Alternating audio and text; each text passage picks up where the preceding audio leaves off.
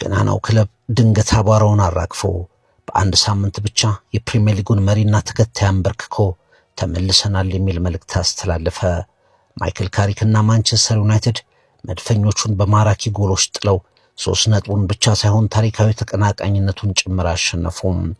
ይህ ማንቸስተር ዩናይትድ በሩበን አሞሪም መሪነት በራስ መተማመኑ የከዳው የተሸማቀቀው በተጋጣሚዎቹ ሁሉ ፊት ለመቆም ግራ የተጋባው ዩናይትድ አይደለም።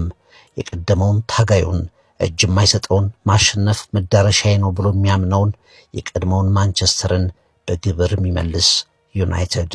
በማንቸስተር ደርቢ ሲቲን ፎጣ ያስጣለው ዩናይትድ እስካሁን በኤምሬትስ ሽንፈት ያልገጠመውን አርሰናልን በሜዳው የመጀመሪያ ሽንፈቱን እንዲጎነጭ አድርጎታል።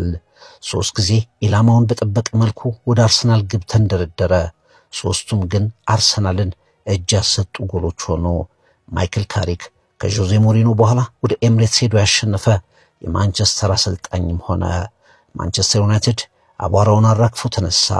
የጠፉት ሬድ ዴቪልስ ተመለሱ። ዩናይትድ የሚከበር የሚፈራ ቡድን መሆኑንም ኤምሬትስ ላይ ባልተለመደ ድል አተመ።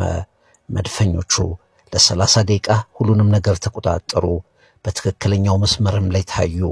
ማንቸስተር መተንፈሻ እንዲያጣ ግራ እንዲጋባም አደረጉ። 1 ጎልም አገቡ። ድንገት ግን የደነገጠ ግራ የገባው ቡድን ወደ መሆን ተቀየሩ። በትልልቅ ጨዋታዎች ላይ ትልልቅ ስህተቶችን የሚሰራው ማርቲን ዙቢሜንዲ ጨዋታው ሊረሳው የሚገባው ስህተቶቹ ዋጋ ያስከፈሉም ሆኖ የአርሰናል አማካይ ከተከላካዩ ፈጽሞ ባልተለመደ ሁኔታ ለስህተት በር የከፈተ ሆነ። እናም መድፈኞቹ ተቀጡ። 5 ጎሎች፣ ማራኪም ጎሎች፣ ቁጭ ብድግ የሚያደርጉ ክስተቶች፣ አልሸነፍ ባይነት፣ የተጫዋቾች ብቃትና ስህተት፣ ሁሉ ነገር የነበረው ጨዋታ